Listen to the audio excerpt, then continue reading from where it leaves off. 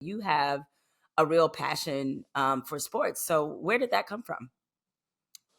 I woke up watching y'all. I wanted to be All on right, don't make me feel dead old now. serious. Okay. No, when I say grew up, I just mean in general. Like every day getting up, watching you on different shows, and then when you and Michael had y'all's show, that was the best sports show on television, man. Y'all had to stop using the N word though, but we y'all kept getting caught.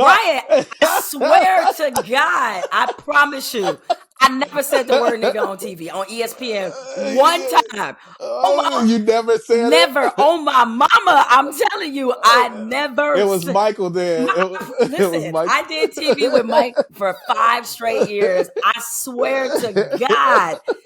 Oh, Mike got 3 kids. I'm gonna swear for him on his kids. He never said that on TV. He cussed. Then it was the He cussing. cussed. It was the Yes, he cussing. cussed Yeah. twice. He definitely did. But he never said that. And I would crack up because y'all internet sleuths, the social media detectives, man, they swore we could. they swore they heard us We felt it. It always felt like you said it. That's what it because we was. were I think it so was real like, with it, but we didn't say it. yeah. Like we did. I promise you, we did not ever say that but on TV. but uh I was in college for I was a communications major and with a journalism minor. I wanted to do that. Mm. And then what happened was they kept hiring athletes. And then I was like, I don't know if this is the career path that that it's going to turn out the way that I want. And as much as I love Jerry Rice,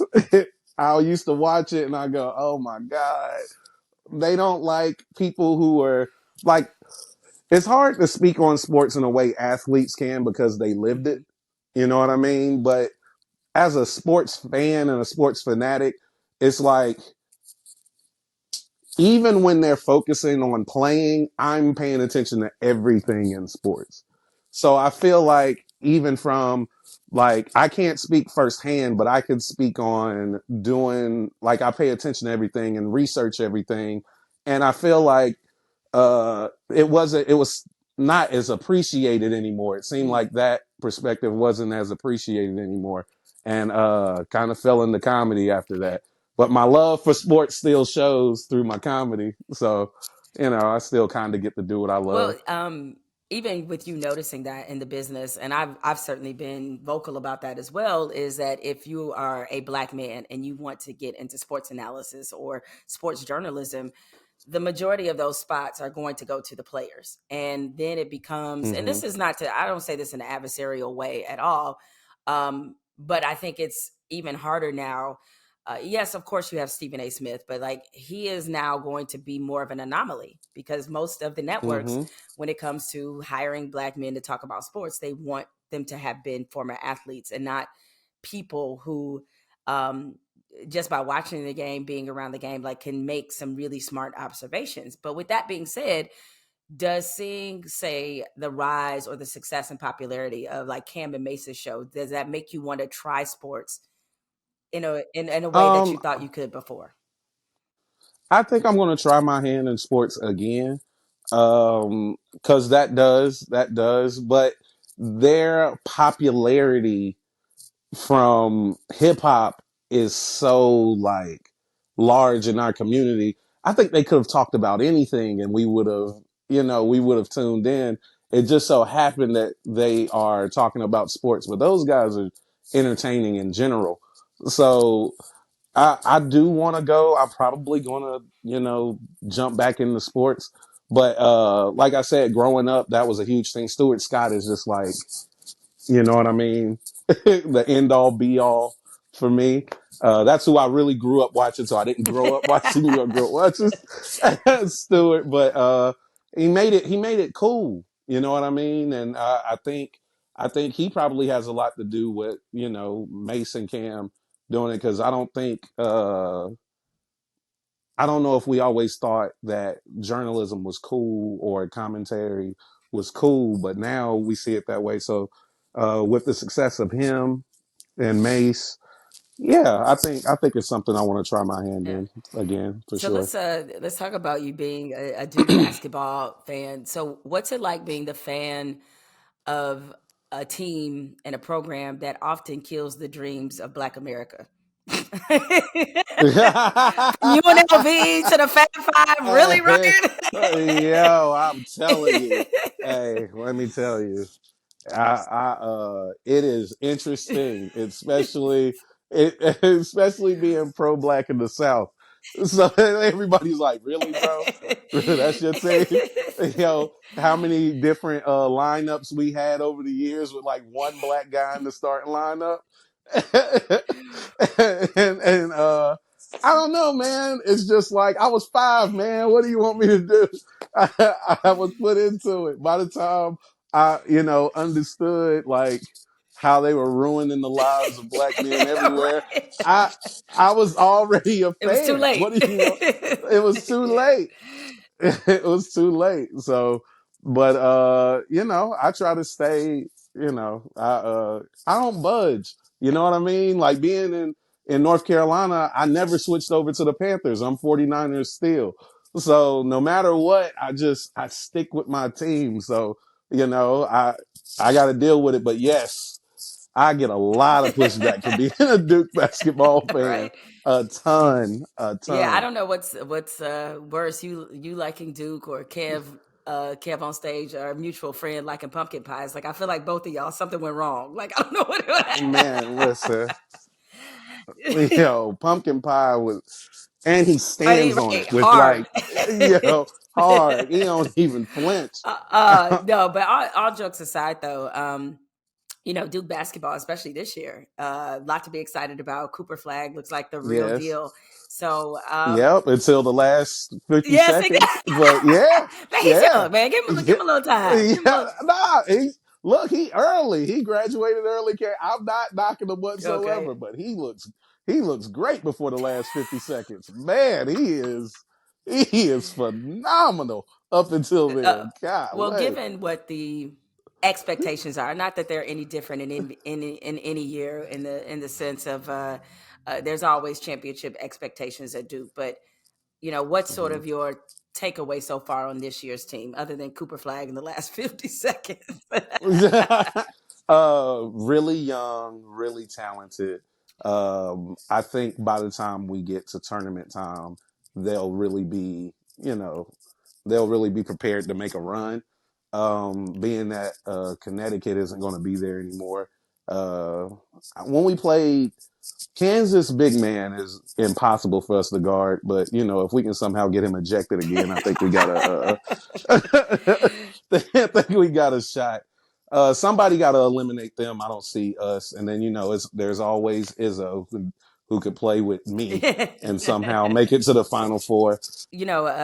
Again, given your North Carolina roots, rooting for Duke basketball makes sense. Now, the thing that really surprised me about you, and anybody who's paid attention to you on social media has seen your compelling case of why Michael Jordan is not the greatest basketball player ever. How are you from North Carolina and you don't think Jordan is the greatest basketball player ever? That is very surprising. You might be the only person from that state I've ever met who does not say Michael Jordan. Who did he play for? I get it. I know. Is that what it is? It's because of Hey, that inbred rivalry with Duke. Like if he nah. had been a Duke, a Duke grad or played for Duke, you might have felt differently. Is that what it is? I thought that would have superseded that. The fact that he's from there. Nah, it would have helped, but I'm not gonna lie. If he hit a game winner to win a Duke championship, of course. But I think what happens is people lose sight of the fact that basketball is a team sport, and it doesn't matter how great an individual player is if the sum of parts on the other team is just better, they're more likely to win. And the Jordan fans, Jordan fanatics, are they're just in love with him as a person and as an idea more than they are looking at the sport in its entirety. You know what I mean? So that was always my argument. I feel like the best player is the player who gives you the best chance to compete. no matter who else is on your team. And Jordan got it done with an incredible formula that that was the exact same all 6 times. And then LeBron, different coaches, different players, different styles of basketball, somehow is able to compete at a high level no matter what you give them. And I think that is the deciding factor for me. For me. But we have argued this before, not in real life, but on a Little Brother's album. Yep, we have definitely argued this. Um, and I'll have to say that and I think every fan, or whether it be music or sports, but those two in particular, you're protective of the era you grew up in. And Yes. as someone who came of age as a basketball fan in the mid to late 80s and then had to witness the entire Jordan area, the first, second, and third iteration of it, okay, who saw it the whole Mm-hmm. time, and being from Detroit and being a Pistons fan, Oh yeah. certainly I have every reason to dislike Michael Jordan as a player. And, and I would agree that sometimes Jordan fans, they make him sound like a combination of Thor and Paul Bunyan. And it's like, all right, guys, like Yeah. but I have to be honest, it's hard for me. I get the reason why LeBron has such a strong case for this. And I have a feeling this generation of basketball fans, particularly the older fans, like they're gonna have to, people like me, we're gonna have to explain to them why it's not LeBron, and they're gonna look at us like it's so obvious. He scored all the points in history. He has this many rings, this many MVPs. I'm like, no, you had to be there with Michael Jordan. No one else could win. Like no one else could win. And as much as that formula, as you mentioned in your very compelling case, and for those who are listening, if you haven't seen it, you can go to Ryan's Instagram page and you can see all the different parts of why he breaks down in a courtroom why LeBron James Yes. is the greatest player ever.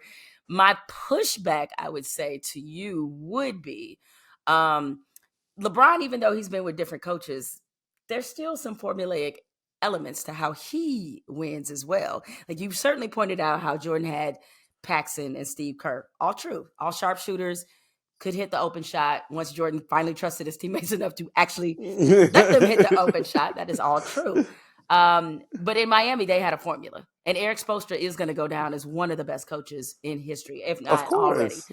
Ray Allen, I remember that guy. Kind of hit a wide open Yeah. shot. That there Yeah. is a certain formula. Like he's had Yeah, teams win it. teams That's win what I'm it. saying. Teams win Right. it. Yeah. Yes. But I think people oversell the Miami team way too How do you much. say? Why do you say Listen, that? because Joel Anthony wasn't really like that. But this is the thing But he about this was is a dirty work type of player that LeBron has had yeah, before. He had it with Tristan Thompson. He was dirty work type of player. So yeah. But Tristan Thompson will give you 10 and you know 10, he's a you know better what I player, mean, over the place. but Yeah. same function. So this was my thing about the Miami Heat team. Once again, I go to basketball. Dwayne Wade was not a great outside shooter. Neither was LeBron by the time they got there. The best outside to mid-range shooter they had on the team was Chris Bosh. And he was the best back to the basket player, but he couldn't play back to the basket because his two wings can't shoot. So he has to get out of the lane. This actually was a poorly constructed team that had so much talent. They went to 4 straight So you just finals. gonna disrespect But Mario Chalmers like that? Like you gonna act like he?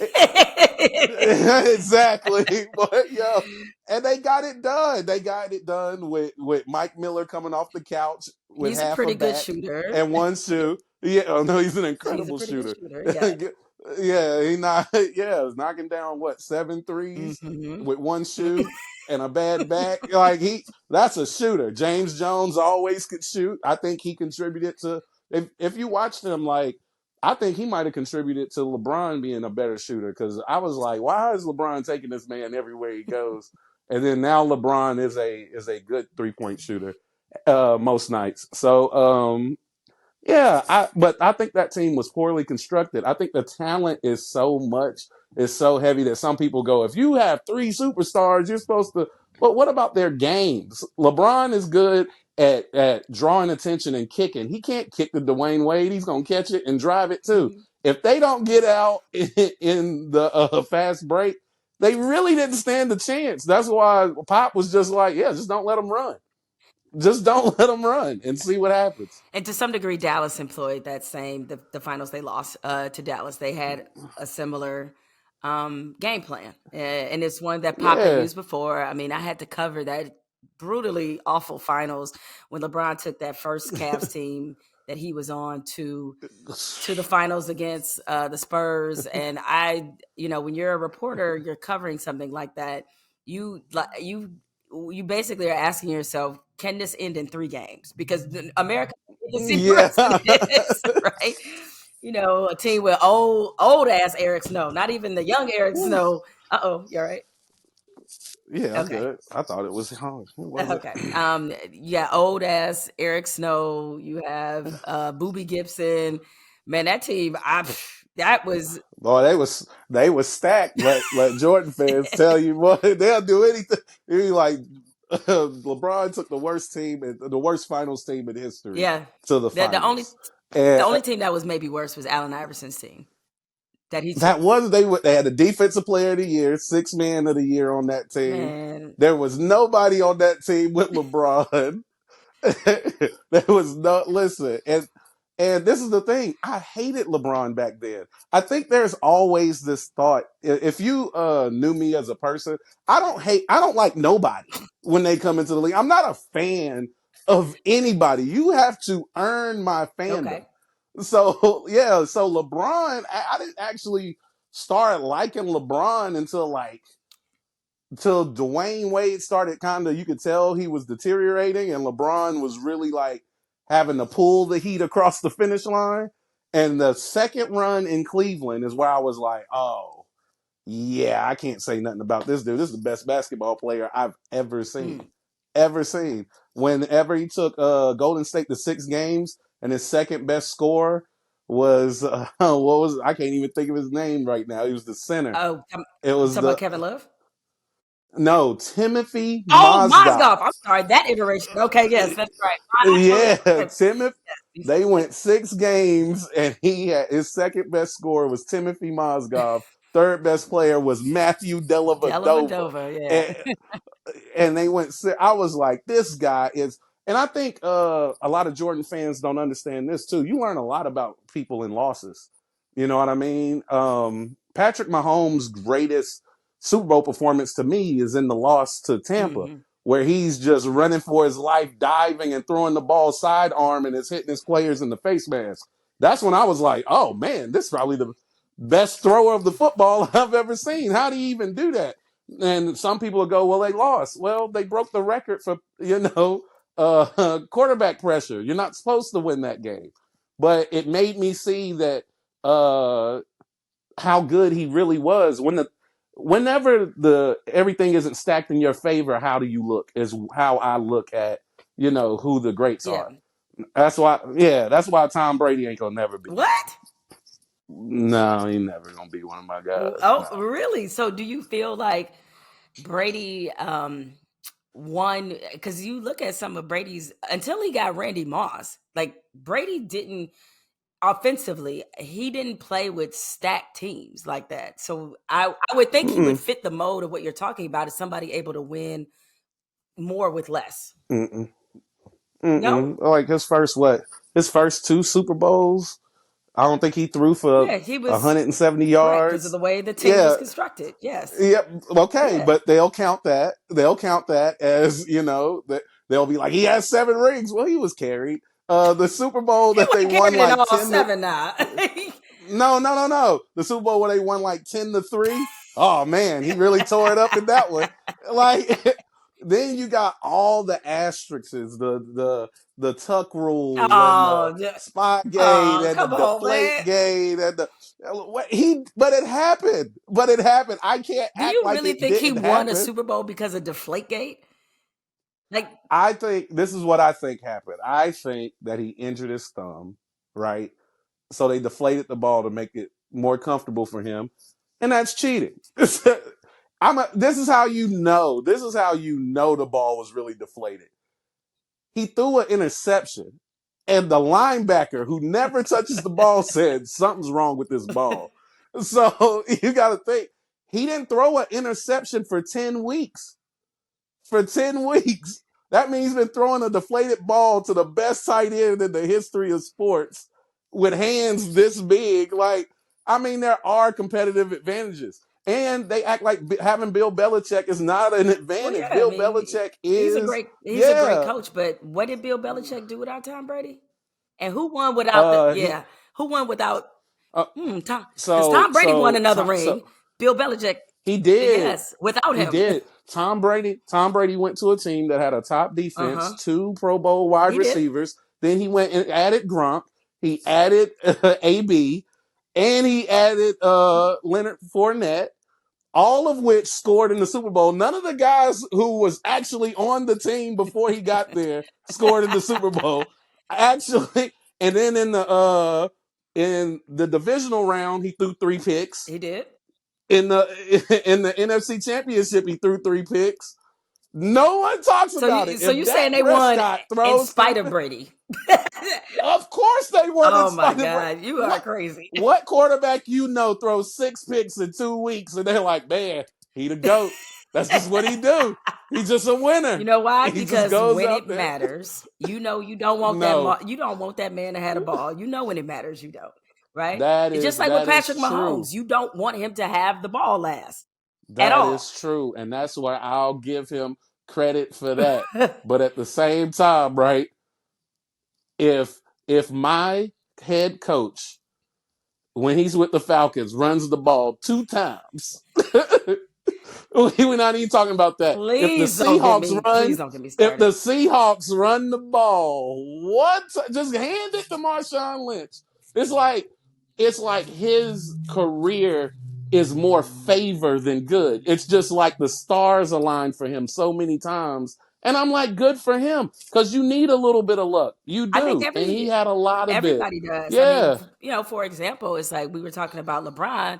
If Ray Allen, if that back tap doesn't happen to Ray Allen and they lose to the man, Spurs that year, I mean, in some ways, people might have looked at Miami as a busted experiment. You go back to it yeah, was. exactly. Like you go to the 3-1 series against Golden State. If Draymond doesn't get suspended, um, so I think there's always these things in sports that Right. are No one ever talks about injuries in yeah. sports. Teams win titles all the time. No Mhm. one, Kawhi Leonard, nobody is going to talk about the fact that Kevin Durant was down, and then they probably still would have lost because Klay Thompson was eating them alive, and then he goes down. No, they go, Kawhi Leonard is one of the top 75 because he has Two two rings. finals Mhm. MVPs and 2 different Mhm. conferences. But if you tell, like, also, Tim Duncan wasn't in on that play. Pop took Tim Duncan Yep. out. And then that's how the ball gets tapped. It's all you got stuff that bounces your way. You know what I mean? So it happens. But I think the difference when people talk about Jordan, he put the ball in the hole. When the game is on the line, he put the ball in the hole. There's something to be said about that. Yeah. But the other team, like Tom Brady, all this stuff, them not calling the fumble whenever he gets hit by Charles Woodson.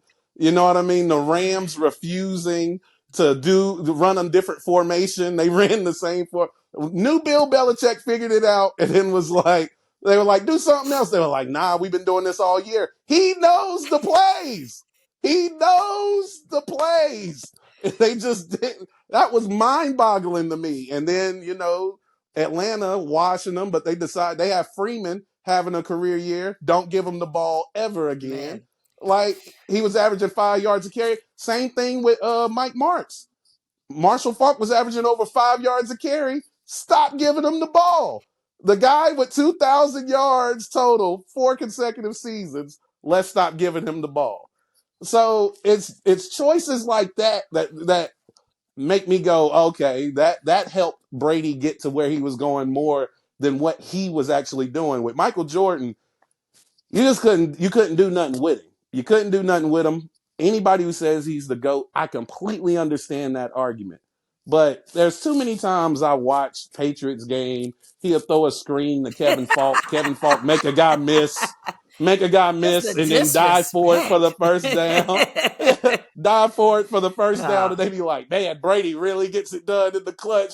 I was like, "So we don't care nothing oh about Lord. Wes Welker is getting these one on ones with linebackers, and like I get it. He is a smart player, but like when Peyton Manning got carried for the Broncos title, Mm-hmm. right? Mm-hmm. I love Peyton Manning.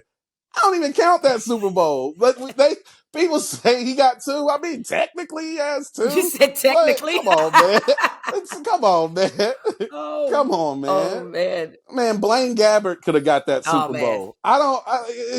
Listen, I don't know, man. For me, like, it matters. Like, when you watch it, what actually happened matters.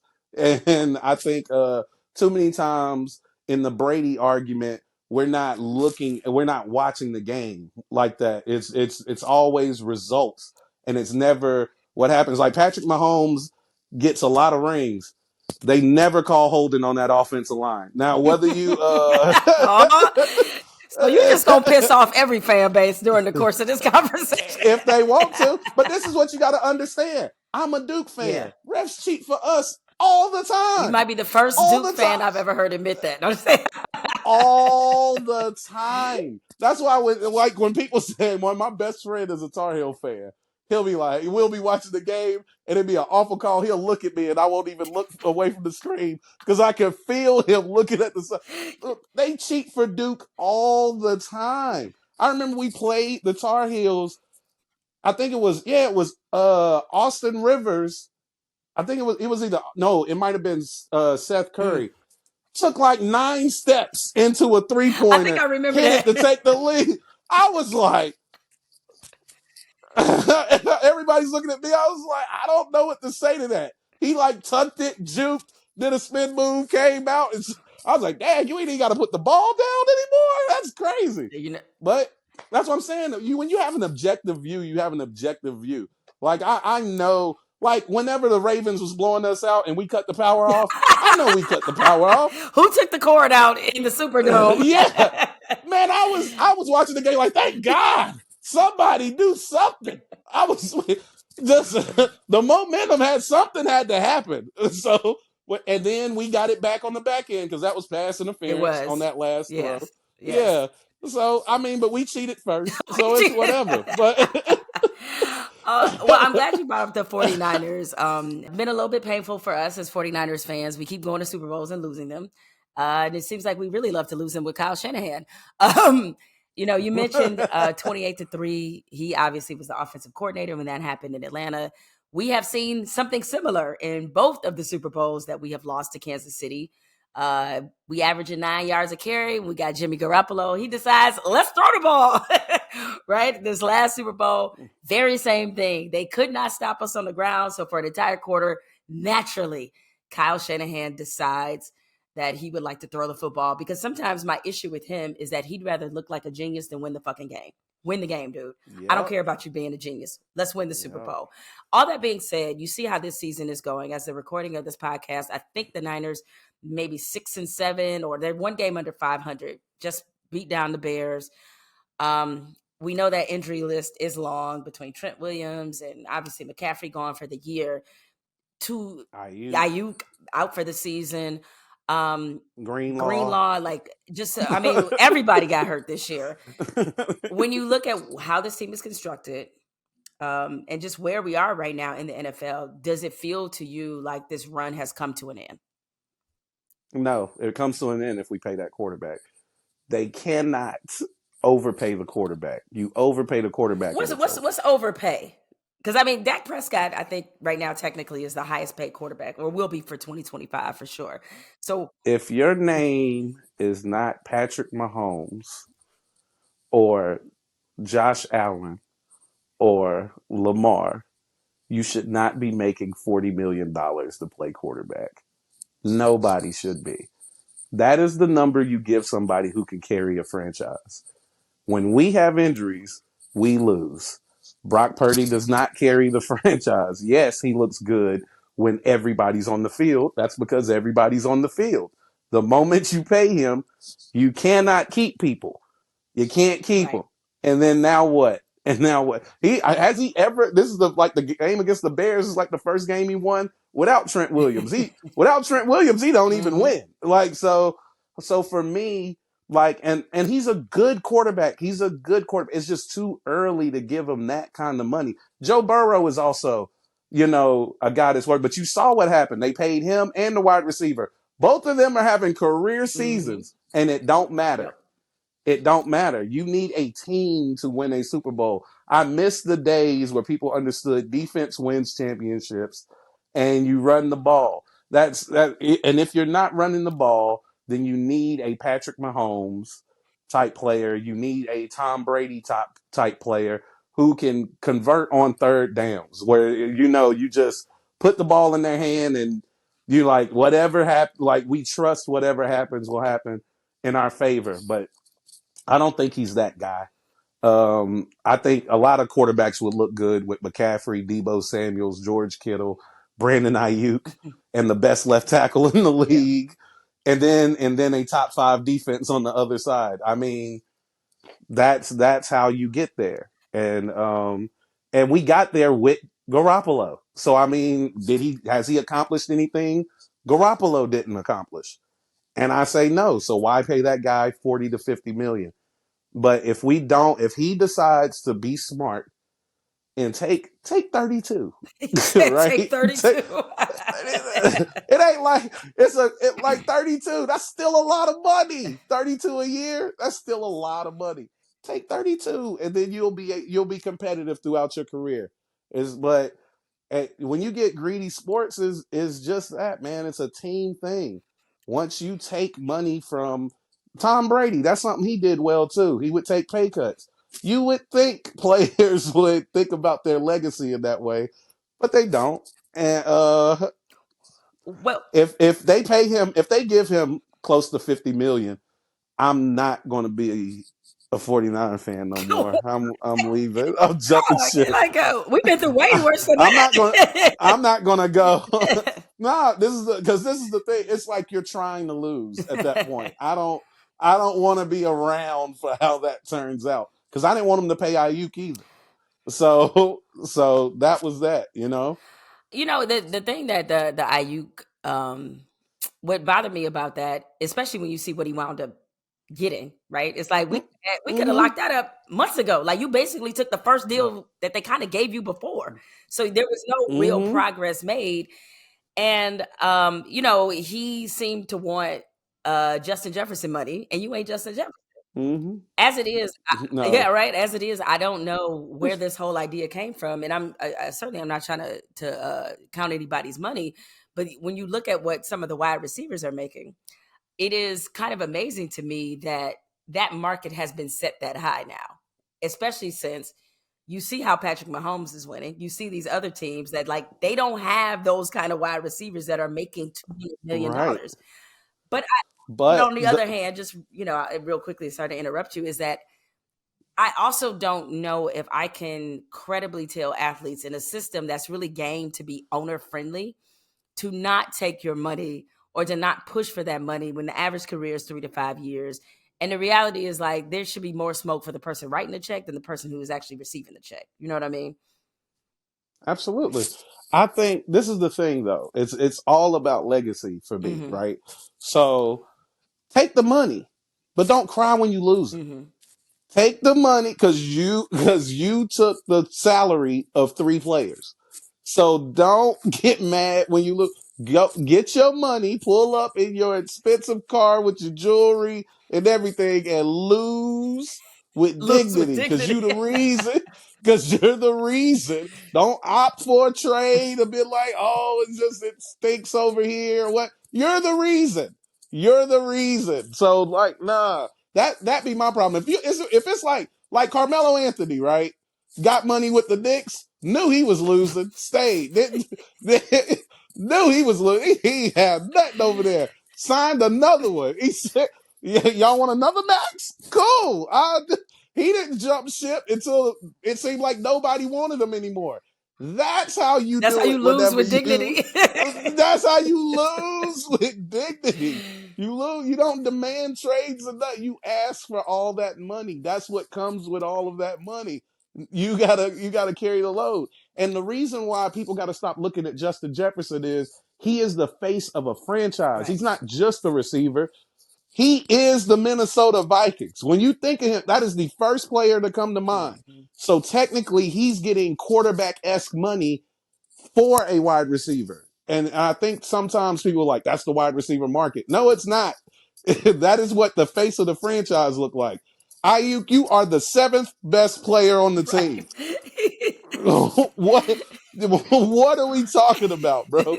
And the only reason why I say seventh is because I don't really know the nuances of offensive line. So there may be more. So you feel like it's like a right tackle, a offensive Yeah, lineman not named Trent Williams. That's probably a little more valuable. probably better than him, but I can't evaluate Right. his skill set right Right. properly. So yeah, No, I like understand. no, bro. Yeah, you're the third receiver. Eh, You're the third receiver eh, after the tight end. Like, bro, I'm sorry, bro. It was, yo, I couldn't believe they even offered it to him. Like, I get he's good. I get it. But I think, honestly, wide receiver might be the most replaceable position in all of mm, football if the quarterback is good.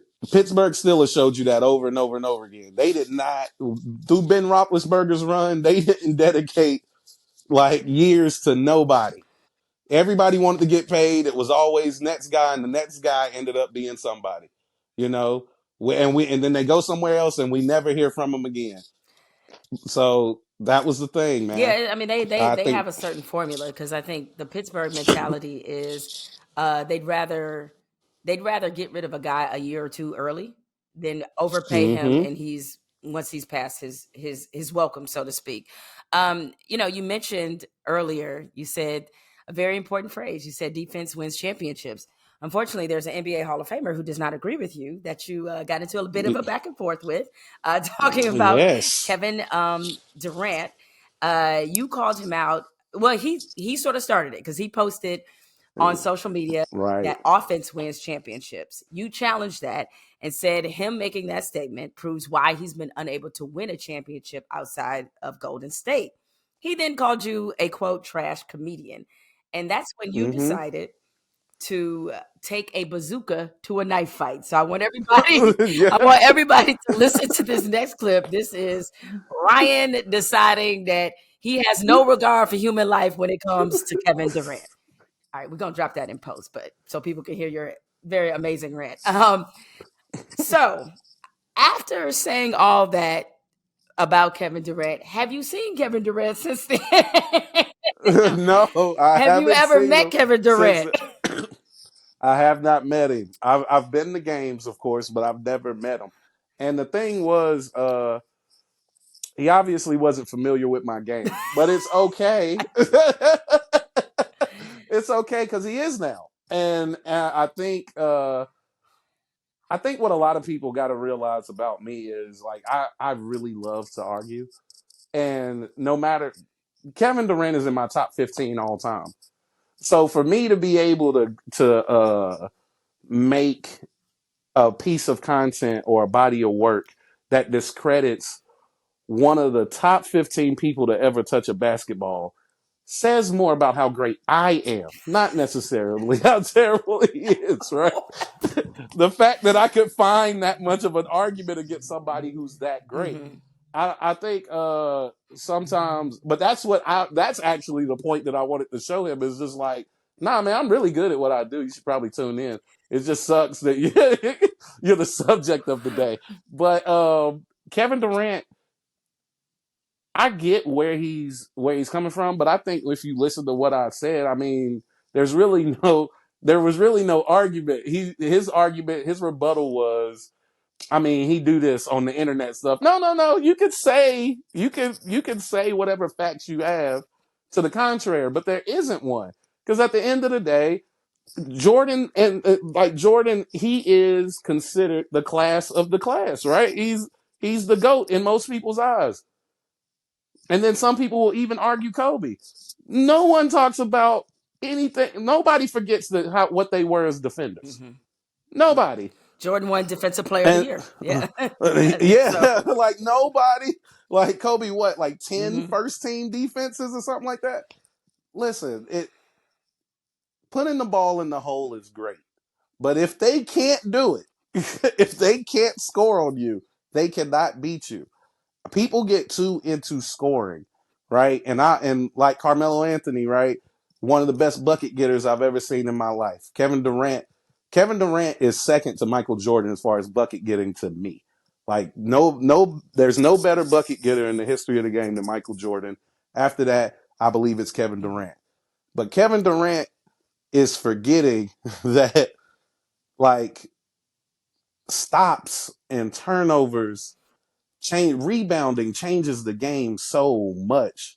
Whenever, like, I don't know, man. It's like offense is great, but on an off day, you lose if you're all offense. If anybody's off, defense is what keeps you in the game, even if you're having an off night. And if you're having an on night, then you're going to win in a blowout. But it starts with defense. Starts with defense. so, You know what I so mean? how surprised were you that he responded? I felt bad for him when I read it. Because you already I had my knew what children. you were going to do. Yeah, yeah. Okay. Because you remember I told you I don't like nobody. Right. So until you until you until you make me a fan. Mm. He actually never made me a fan. Mm. So I already don't like you. So why would you? I don't. And this is the thing. It ain't nothing personal. It's whatever. It's just like me as a competitor, right? Like I can't compete at a high level in basketball like he can. But even at my level, I would never join somebody who just beat me. We got to run it back. That is just, where is your competitive nature? I don't want to hear, like when he did that, I ain't want to hear nothing about nothing. And then he won me over, but his toe touched the Mm-hmm. line. But in that series, when I was like, man, he really gonna have to carry against Giannis. And then the very next game, he almost had a 50-point triple double. Yeah. And I was like, hey, there ain't nothing to talk about. He is Kevin Durant. He has every right to talk about himself the way that he talks about himself. But if you ever say, that's anybody, man. I would light my father up like that if he said I was a trash comedian. Like you don't no, say you disagree. You can disagree with me without attacking what it is that I do. Like at the end of the day, Jemele, you are phenomenal at what you do, right? And we know this. You don't have the career that you have. You don't have like there's been like forces against your career and it still could not stop your career. Whenever you are great at what you do, there's nothing that can stop you. And there's nothing nobody can really say. So if somebody was to criticize you at what you do, knowing you do it at a high level, and you had the opportunity to respond in your form of art, I mean, you got to savor that moment. You got to be like, oh, God, hey, welcome to the party. You want to come over here? Oh, okay. Come on. All right. So I don't know, man. When I had my kids with me and I saw the comment, I just started laughing. I don't make content when I have my children. Mm. So I was like, guys, we're gonna have fun tonight, and then your dad is gonna ruin somebody's life. And people saw the comment. My phone was blowing up. They like the people who know me personally. That Kevin Durant video is me. That is who I am all the time. There is no I don't have a character that I play in like my comedy. Mm-hmm.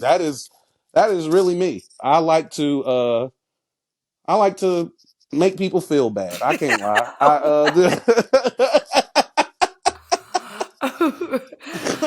Nah, but I did. I felt attacked though, and he didn't have to do. I would have never done that if he could have simply said, "Yo, as somebody who does this professionally, I would just say that I feel like I know more than you, or I'm better equipped to talk about this," because I would be that way in comedy. There's no way I let a civilian tell me that they know comedy more than me.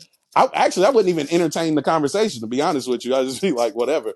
So the fact that he even entertained it was like, wow. But but to attack what I do, and then he said he's like a trillion times better at what he does than what I do. And I don't know. I don't know. I might be top 15 all time, dude. So I don't know. Okay. I don't.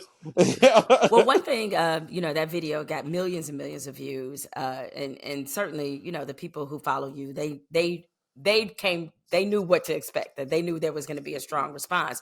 But nevertheless, you sort of represent a different age of comedy. A lot of comedians now brilliantly use social media to try to bolster um, their profile, to bring awareness, directly connect with their fans. And you were one of the early pioneers of that, not to outdate you. However, in talking to comedians, there does seem to be the comedians who do stand up, which you do, and that's your bread and butter, really, and what you're really passionate about. The comedians who do stand up, to how they look at the comedians who are influencers, or maybe the influencers who are trying to be comedians. So, what are your thoughts about sort of the difference between the influencer comedian and the stand up comedian, and that tension there? um, Because you represent a little bit of both, to some degree. yeah, I'm on both Hmm. sides of the fence, but I am still a purist and I am a comedy snob. So, uh, which is part of the reason why they chose me to do the docuseries. They know comedy is my bag, and I think I think if you don't master stand up, you're not a master of comedy. That's me. That is my standpoint. Now, because influencer and social media comedian, I've seen too many people get popular in a non-creative way. So for me to give that the type of credit that stand up has, where it's like written, produced, and performed by you. It's just you on a stage. You get a mic stand and a stool, maybe a chair.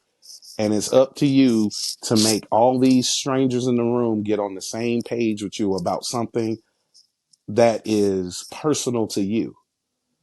That is a different skill set than taking a sound from TikTok and just voicing it over, or doing silly stuff, or just reminding people of everyday stuff that they see. Anybody, don't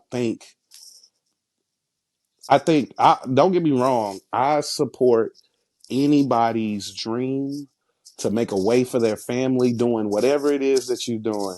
I'll never tell any content creator to stop doing what they're doing. I'll never tell them to stop making their money. I'll never tell them to stop taking care of their family. But there is a such thing as aspiring comedian. Popularity does not put you over here. You got to earn it over here. The type of stuff, like the stages that I had to hit, the failed jokes, the bombing, and the things that I have to do to gain the respect of Dave Chappelle and some more, and DL Hughley and everybody. Like, I'm really embraced by the comedy community from my stand up, which is the hardest form of comedy. And for somebody who just plays a character of some type, or just like do stuff that makes you reminisce. Like so this is the best way I can describe it, Jemele. There's a lot of things that are funny. A lot of things are funny. Someone trips and falls, that can be funny. Someone fart at depending on the time, that's funny. Maybe you're closer to a fart than you are a comedian, but but but you're not over here. And to the comedians, I have way more respect for the comedians who try to stand up, lose, and because that's another thing. Social media protects you from failure. Mm. Protects you from failure. You do a video, if many people don't see it, you can convince yourself, oh, it was funny. The algorithm is messed up. There ain't no algorithm in stand-up comedy. When you're not doing well, you know it. And everybody in the room lets you know that wasn't funny. And I think that's the difference. It's kind of like shooting free throws in practice versus shooting free throws with the game on the line. You know what I mean? Yeah, I mean, you can hit it when ain't nobody watching you or ain't nobody is nothing. But when the crowd is there and everything, that's when you show that you really got it. And if you're not showing that you really have it in real time, I can't compare you to the people who do. I think that's a very unfair comparison. Well, one of the, as I mentioned, the docu-series that's on Vice, where you, Chris Spencer, and Tiffany Haddish take people through sort of this history of Black comedy by focusing on comedians who have changed the game. Kevin Hart, Eddie Murphy, some of the greats. Um, how did you become a part of that project? Oh man, I got called. Yeah, man, I was sitting down and I got a call. They're like, we're doing a docu series and they need somebody to represent the new generation and they want you to do it. And I was like, oh man, that sounds great. I was like, man, I hope it's great. They were like, it's paying this. I was like, oh man, it ain't about the money. It ain't about the, it's what? It's what? Oh yeah. But no, I would love to do this. I never for a second said that. Nah, but I love comedy. It's such it was such a big thing in my life even before I was doing it. And you know, in our culture, comedy is huge, huge. Laughter brought us through a lot culturally, so we lean on it. Like, and black people, we don't have to go to comedy to find somebody funny. There's funny people all through our family. So yeah, like so to even choose this path to be like, I'm funnier than all your uncles, your cousins, your brother, your sister, like it, like we know funny, like we know how to, you know, laugh even in the worst of times. And I am a historian. Like, you know, whenever we talk about sports and stuff, I just rattle off all this stuff. I really love the research stuff. And this was an opportunity to, one, share my knowledge with comedy with the world, but also learn so much that I didn't know. I've gained so much knowledge just from doing this project. Like, it's given me more than I was able to give to it, I believe. That's why, like, when you say you watch it and it's really well done. And then the people I've gotten to meet and the relationships, I mean, nah, man, I'll never forget this experience. I'll never forget this experience. This has been amazing for me. I'm so the one of the most important phone calls of my life is me getting that. Yeah. Yeah, no, it's really, I agree. It's like very well done, very well researched, but more importantly, it's really very inspiring because a lot of the comedians that people love hearing about their stories and what they had to go through to get to where they are, because sometimes Mhm. people have sort of polarizing opinions of like Kevin Hart, but there's no way you can hear his story and not respect what he has done. And reading up on your background, I know Kevin Hart had a very big influence on why you became a comedian. So what was it about how he moved that made you feel like you could do this? I think I don't think you ever believe you can do it unless you're arrogant. I wasn't that arrogant. I was because I looked at them like magicians, you know what I mean? I was like, man, how are they doing that? Like, I'm funny to my friends, but how do you make strangers laugh like that? But what Kevin Hart did that inspired me, he let you see him get to the mountaintop. A lot of people, they arrive there and you're like, man, they're this famous person, but Kevin allowed us to see. And I think that was the one thing with social media that's great.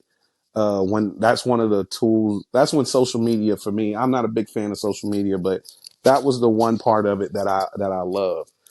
That Kevin Hart, you got to see him in the small theater, then the big theater, then selling out Madison Square Garden. And then when he sold out Madison Square Garden, he's like blubbering, crying, trying to explain like how much this means to him, to all the no's, his TV shows getting canceled, his movies bombing, getting pirated or whatever, people not really respecting him. He's doing the little cameos and music videos, and now he's selling out 2 nights at Madison Square Garden, and he's not standing up there going, I'm the biggest comedian in the world. He's crying because it's all the work that was done to get there.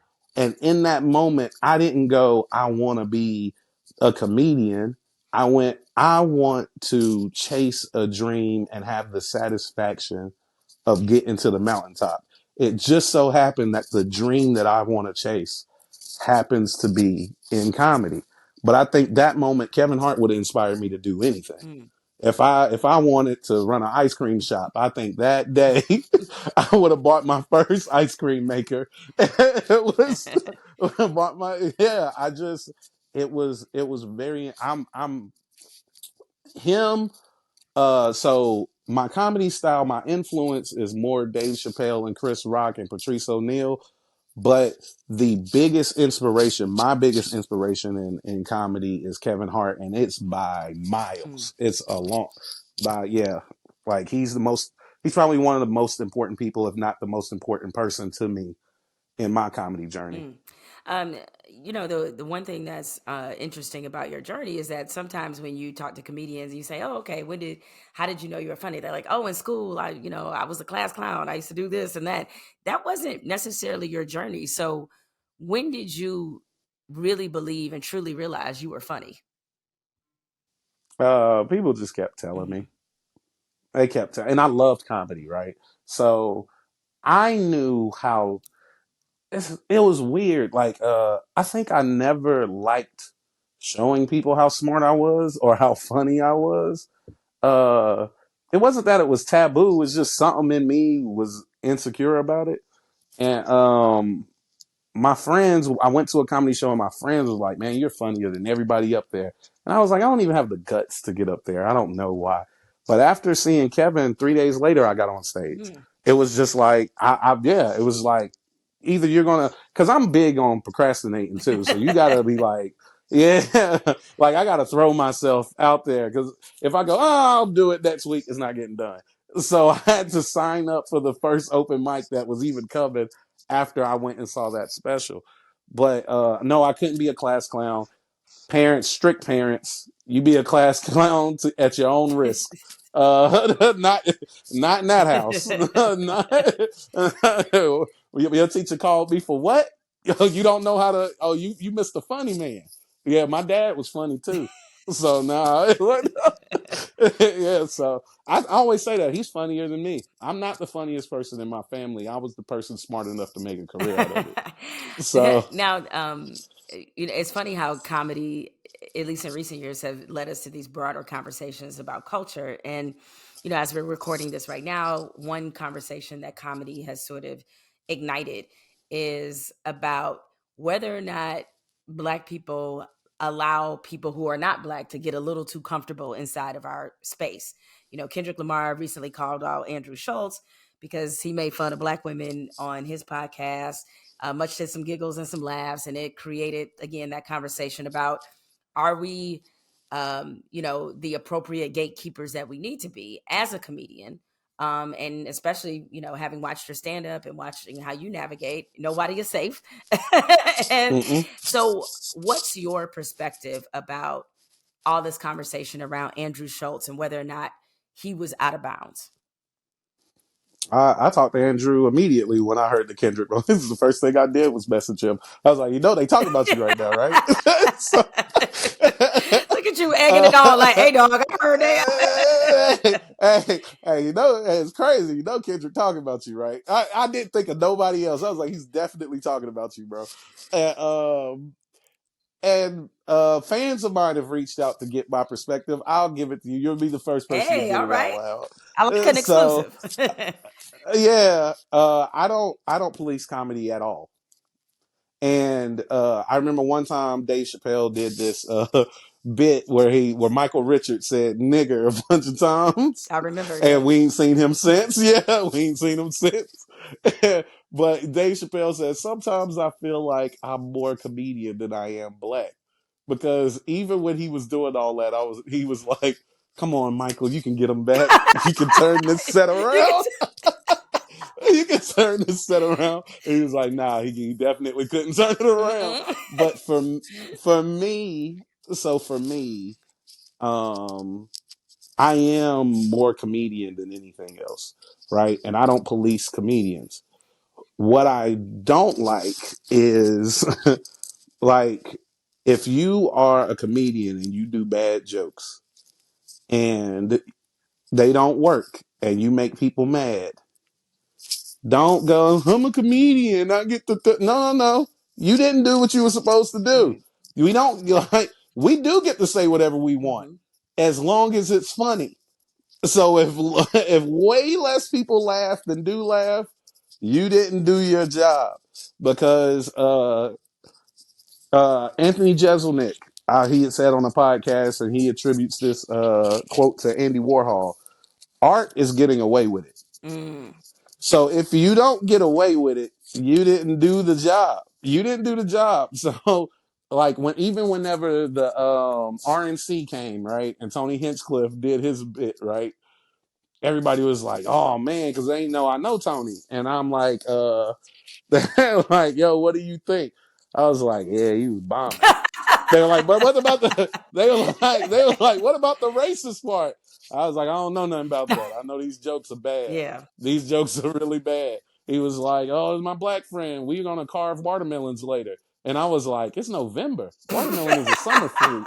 Boo! And by the way, it's kind of Boo! a bit of a low hanging fruit joke. It's like black people and Yeah, watermelon. Okay. A fried chicken joke next? yo, Huh? Where's that where we're yeah. going? I was like, Boo. boo. They were like, "You're not mad as a black man?" I couldn't get mad as a You're like, black I'm man. mad I'm as a too offended comedian. as a Right? comic. I was like, you Yeah, mad as a comedian. boo. Boo this nigga. They lucky I wasn't there. Boo, nigga. Ugh. Ew. And I just felt the same way. Like, sometimes Schultz say some stuff that I think is brilliant, and some of the things he said in his defense I thought was brilliant. Mm-hmm. But the problem is he won't acknowledge that the jokes are bad. Mm. Just it was like, "Hey man, I pick on everybody. I just missed. Right. I went, I shot my shot at the black women joke. It missed. Sorry, I don't always land."